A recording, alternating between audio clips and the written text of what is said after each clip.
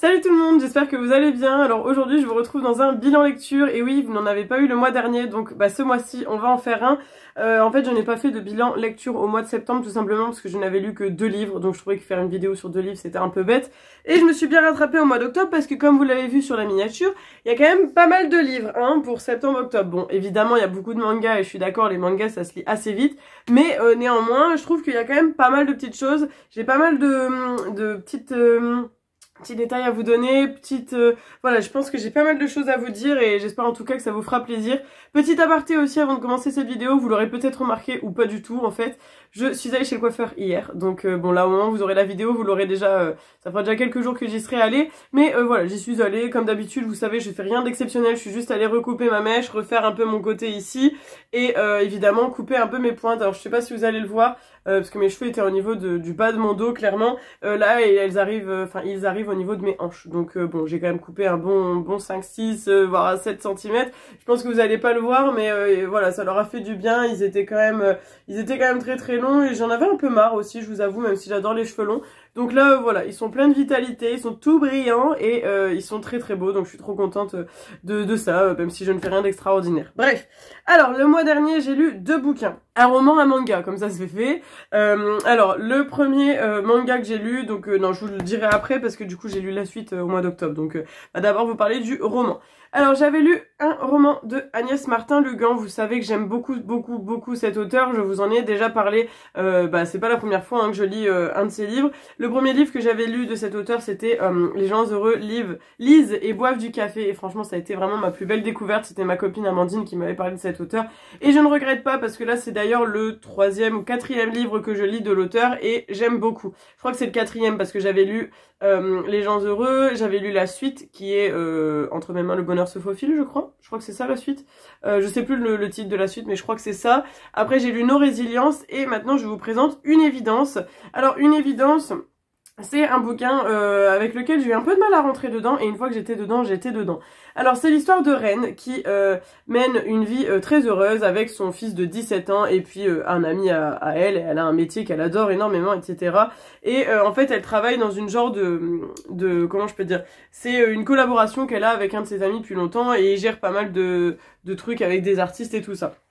Et il va y avoir un nouvel artiste avec qui ils vont travailler évidemment et en fait cette personne ne va pas être quelqu'un qu'elle ne connaît pas, je ne vous dirai pas ce que c'est, mais voilà, on va un petit peu, du coup Reine va être très troublée par cette retrouvaille entre guillemets de cette personne parce que c'est une personne avec laquelle elle ne voulait plus du tout avoir de lien, elle ne voulait plus en entendre parler et évidemment ça va remettre tout en doute beaucoup de choses et évidemment comment dire, elle était vraiment dans le mensonge depuis toutes ces années sur plein de choses, je vous dirai pas lesquelles parce que sinon ça va vous spoiler évidemment, mais elle a menti pendant des années à propos de cette personne et le fait de se retrouver face à elle évidemment, ça va tout bouleverser, donc je ne vous raconte pas plus, mais à la fin c'est quand même écrit, enfin à l'arrière sur la 4e de couverture c'est écrit « Faut-il se délivrer du passé pour écrire l'avenir ?» et franchement je trouve que cette phrase elle était vraiment très bien trouvée.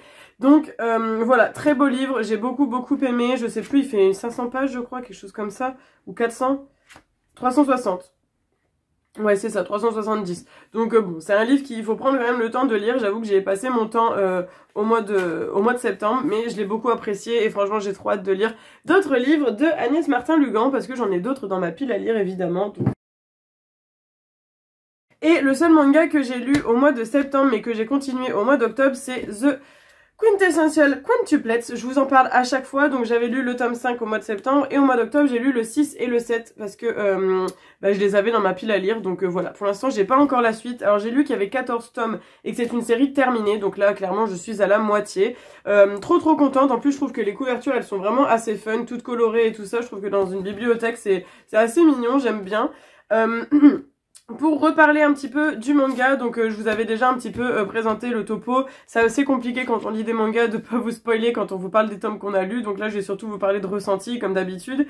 C'est toujours l'histoire avec Futaro qui donne des cours particuliers à 5 jumelles, enfin c'est pas des jumelles mais du coup c'est des quintuplettes évidemment, donc 5 sœurs qui sont pas très bonnes à l'école et évidemment il y a toutes des petites péripéties qui tournent autour de ce gamin, donc enfin ce gamin c'est plutôt un lycéen, donc c'est assez sympa, bon c'est un shonen shonen, hein, donc ça s'adresse à des ados comme à des petits garçons, même des petites filles, hein, je pense pas que voilà. Bon, après des fois il y a certains sous-entendus un peu tendancieux, mais je trouve que ça va, c'est pas non plus voilà, après faut pas mettre ça dans les mains d'un gamin de 7 ans évidemment, mais je pense qu'à partir de 10-12 ans, ça peut être faisable. Après, à voir, hein, parce que certains ont du mal avec les mangas. Hein. Après, évidemment, il y a toujours un peu des sous-entendus. Voilà, après, bon... voilà, et je suis trop contente parce que franchement j'ai vraiment apprécié. Dans chaque tome on a toujours une péripétie différente, des histoires différentes, mais il y a toujours le fil rouge, donc forcément de Futaro qui doit aider les filles à être très bonnes à l'école, et franchement j'aime beaucoup beaucoup. Donc ça c'est vraiment une série que je vais terminer, j'ai hâte d'avoir les 7 autres tomes qui me manquent, et puis voilà, parce que là je les ai pas encore dans ma pile à lire, donc il me reste plus qu'à les acheter. Ensuite, au mois d'octobre, parce que là, du coup, vous allez avoir la vidéo début novembre, j'ai lu enfin le tome 4 de Sakura Card Captor. Alors ça, c'est un shoujo. Franchement, j'aime beaucoup, beaucoup. J'ai eu beaucoup de mal à le trouver. Je sais pas pourquoi le tome 4, il était souvent en rupture dans les librairies où j'allais. Et je suis tombée dessus par hasard sur l'île, quand j'étais partie faire un petit tour sur l'île. Donc trop contente. Encore une fois, à l'intérieur, on a une petite carte pour pouvoir faire un puzzle à la fin avec les 9 tomes, parce qu'il y a 9 tomes dans cette série. Et Sakura, c'est clairement un shoujo avec une petite fille donc qui s'appelle Sakura, qui est âgée de 10 ou 11 ans je crois, et qui se rend compte qu'elle a, enfin entre guillemets, des pouvoirs magiques, qu'elle peut contrôler des cartes magiques, donc c'est pour ça que ça s'appelle Sakura Card Captor. Elle capture à chaque fois des cartes différentes, et les cartes ont des pouvoirs un peu magnifiques, enfin magnifiques, ont des pouvoirs un petit peu exceptionnels, et franchement c'est assez sympa. En plus de ça, on a Kelvero, je crois, c'est le nom du petit animal. Là, je sais pas trop ce que c'est comme animal, mais j'arrive pas à vous le trouver. Mais même les dessins sont assez sympas, et voilà. Ça, si vous cherchez, si vous avez une jeune fille dans votre entourage, ou même une ado, ou bah voilà, moi vous savez, malgré mes 25 ans, je lis quand même encore des mangas, que ce soit shoujo, shonen, seinen, etc. Mais j'apprécie particulièrement Sakura, je trouve que ça se lit tout seul, et là pour le coup, il n'y a pas du tout de trucs tendancieux comme on pourrait avoir dans Quintuplets, hein, parce que là ça s'adresse aux petites filles, enfin aux petites filles, aux jeunes filles, parce que donc les shoujo en général c'est des histoires d'amour, etc. et des histoires un petit peu toutes, voilà, toutes jolies, et franchement j'aime beaucoup, moi j'aime énormément. J'ai hâte aussi d'acheter les 5 autres tomes qui me manquent, et bah, je ne regrette pas d'avoir découvert cette série. Après je suis pas une grosse fan de shoujo, mais j'avoue que Sakura Card Captor ça reste quand même un indétrônable parmi les shoujo, enfin voilà, c'est incontournable, c'est un peu comme Sailor Moon, donc je me devais de le lire et de savoir de quoi ça parle, et j'espère prochainement me trouver l'animé, parce que j'aimerais beaucoup découvrir Sakura en animé évidemment. Ensuite, j'ai lu, alors ça ce sont des mangas que j'avais trouvé lorsque je suis passée dans une librairie à côté de chez moi, je ne connaissais pas, et en fait ça venait de sortir. Donc on en a deux, je pense que c'est plutôt des seinen, mais ce n'est pas précisé, donc je ne vais pas trop m'avancer là-dessus. Alors c'est tous les deux de la même édition, donc c'est Nov Graphics.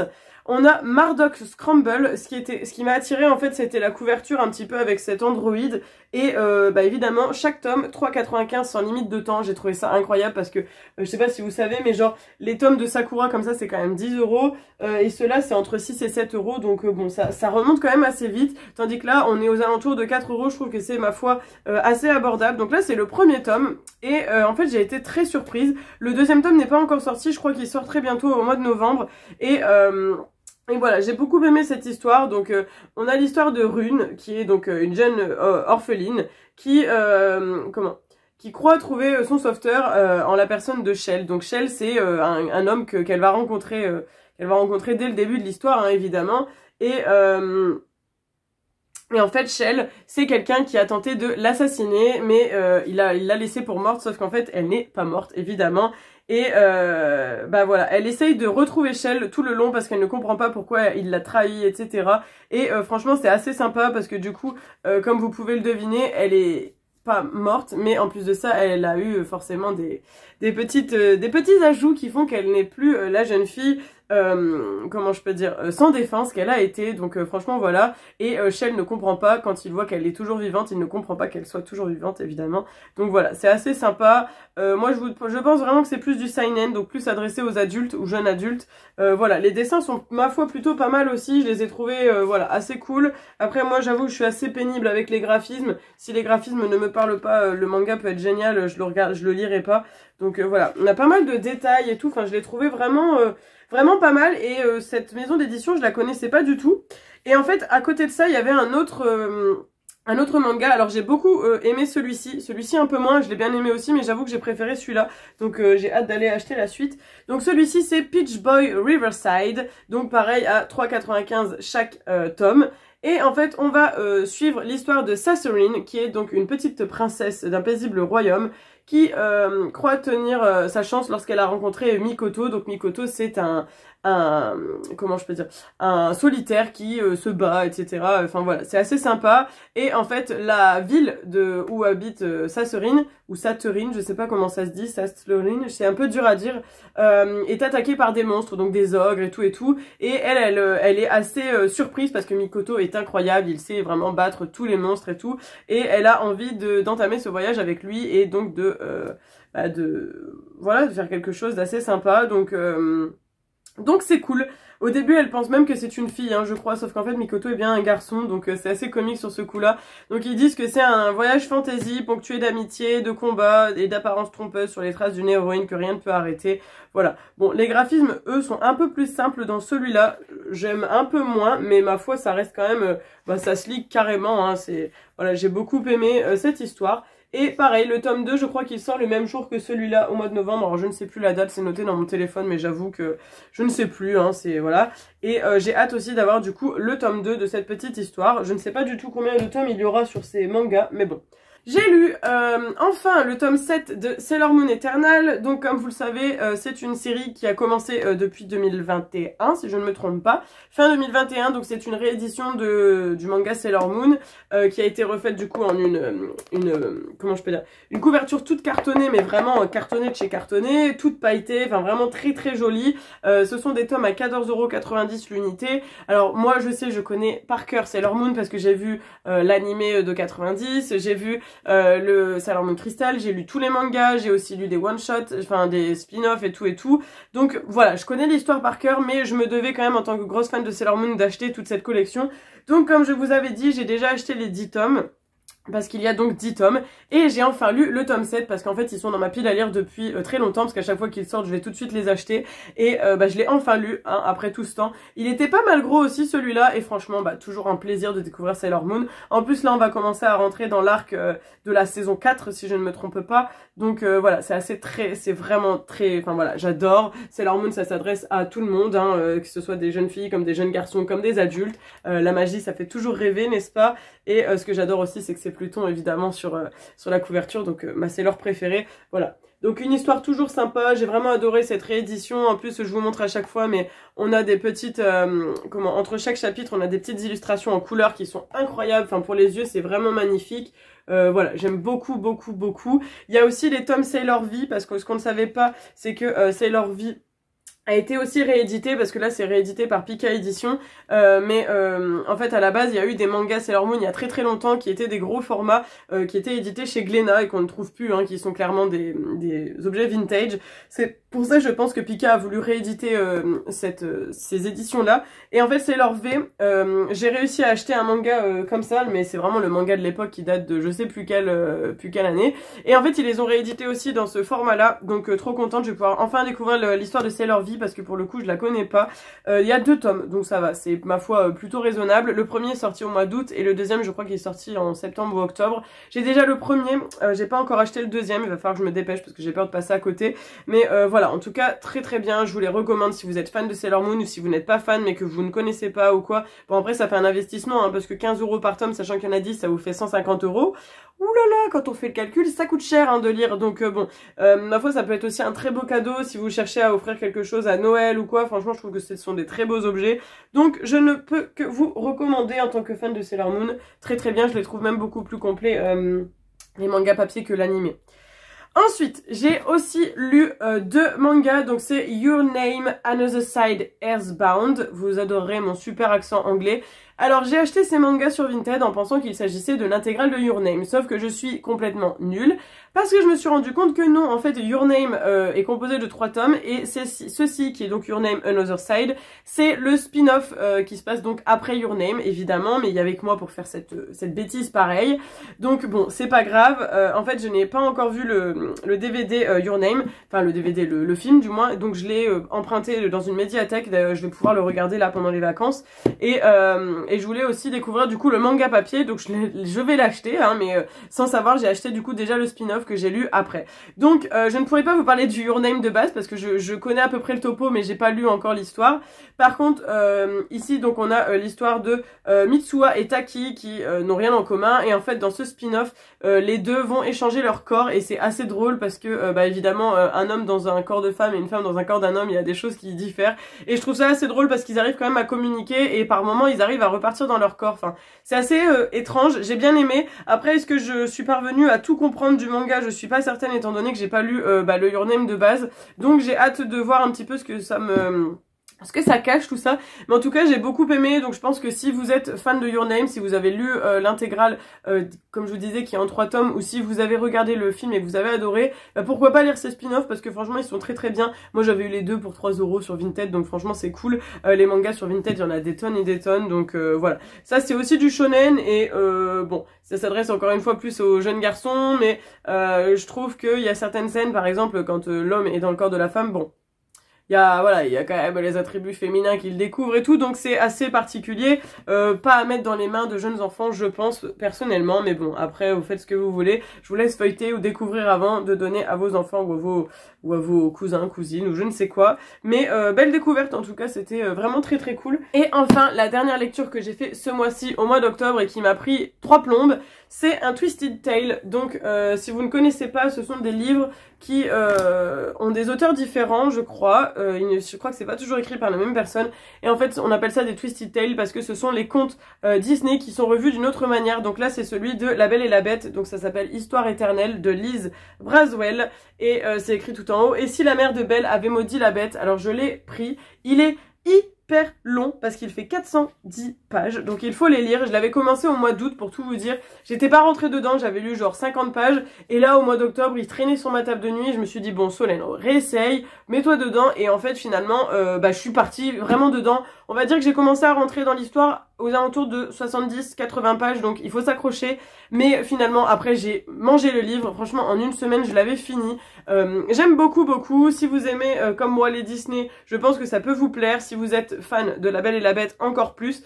Franchement l'histoire elle est très sympa. Après j'avais plus exactement l'histoire de La Belle et la Bête vraiment super marqué dans ma tête, donc peut-être que j'ai pas pu faire tous les liens possibles, faudrait que je me refasse le Disney prochainement, mais franchement j'ai beaucoup apprécié. Ce qui est assez sympa, c'est que on a des fois des allers-retours dans le passé et le présent. Bon, il faut pas se perdre aussi avec ça, mais voilà, les chapitres sont pas très longs, il y a toujours des titres, genre là par exemple c'est écrit Le Château Hanté, vous voyez, donc il y a toujours des titres avant chaque chapitre. Les écritures sont assez grandes, donc ma foi c'est pas, voilà, c'est pas les plus grosses écritures qu'on a pour des livres grand format, mais ça reste quand même vraiment tolérable, hein, ça se passe bien je trouve. Ce sont des livres qui sont à 17 €, 16,90 €. Moi j'avoue que les miens, parce que j'en ai acheté 3, donc ça c'est le premier, et les 2 autres je les ai pas encore lus, je les ai achetés sur Vinted parce que je trouve que 17 € c'est pas donné. Après si vous pouvez vous les faire offrir ou quoi pour Noël, je trouve que ça peut être aussi un très beau cadeau pour des fans de Disney ou autre. Moi là dans ma pile à lire j'ai encore, alors, attendez je regarde derrière moi, Ce Rêve Bleu, donc je crois que c'est donc forcément avec Aladdin, et l'autre c'est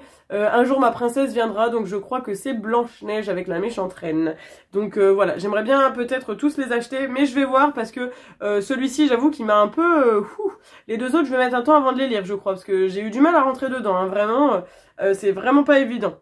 Donc bon, enfin, il y a aussi d'autres Twisted Tales que vous pouvez retrouver qui sont directement, comment je peux vous dire, axés pas forcément sur les histoires de Disney, mais plus sur les méchants. Donc là par exemple on a Maîtresse de tous les maux qui est plus axée sur Maléfique, et Pauvre âme en perdition qui est plus axée sur Ursula. Voilà, c'est ce que je vous montre ici. Là c'est d'autres livres qui devaient paraître, mais depuis c'est paru, hein, parce qu'ils datent de 2019 ces livres-là, donc voilà. C'est des livres qui sont vraiment pas mal du tout. Je pense que des ados peuvent les lire, il n'y a pas de souci, même des enfants de 10, 11 ans, je pense que ça peut se lire, c'est juste qu'il faut s'accrocher parce que, voilà, moi déjà en étant une grande lectrice et en lisant vite, etc., j'ai eu du mal. Donc voilà, pourquoi pas. En tout cas, c'était un livre très sympa que je vous recommande vivement. Voilà. Bah écoutez, sur cette belle pile de livres qui est juste à côté de moi, je pense qu'on est pas mal du tout. J'ai plutôt pas mal lu, j'avoue qu'au mois de septembre j'ai eu un coup de mou, je crois, j'ai pas beaucoup lu. Mais je me suis bien rattrapée sur le mois d'octobre, même si comme je vous disais, il y a quand même pas mal de mangas. Je suis quand même plutôt contente de moi. J'ai bien écumé les mangas de ma pile à lire là-bas, il m'en reste genre 3 ou 4, donc j'ai plus qu'à à continuer sur les romans, hein, évidemment, parce que là il y a quand même 2 gros livres dans l'histoire, donc bon, je peux pas lire non plus 10 livres de cette taille-là en un mois, hein, clairement, même si je lis vite, c'est pas possible. Mais bon, en tout cas, j'espère que ça vous a plu, que ce bilan lecture vous aura intéressé, qui vous aura intrigué, qui vous aura peut-être donné envie de lire ou pas certains livres. N'hésitez pas à me dire en commentaire ce que vous êtes en train de lire, vous, en ce moment. Moi, en ce moment, j'ai commencé un petit livre de 180 pages, qui, d'ailleurs, je suis déjà à la moitié, je l'ai commencé hier.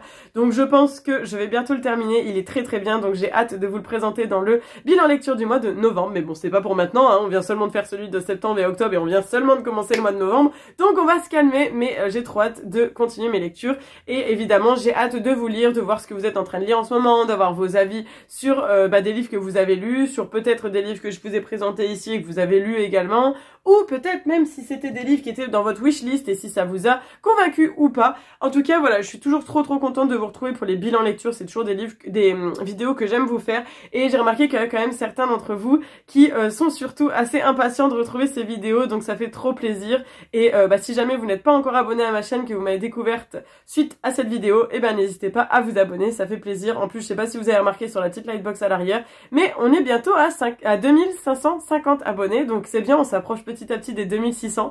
J'espère les avoir avant 2023, je pense que c'est faisable, mais bon, on va pas partir trop vite. Et puis sur ce, je vous fais plein de gros bisous, je vous attends avec grand plaisir et avec impatience dans les commentaires. Je vous invite à liker la vidéo, la partager, et en attendant, prenez soin de vous, ciao ciao, bisous.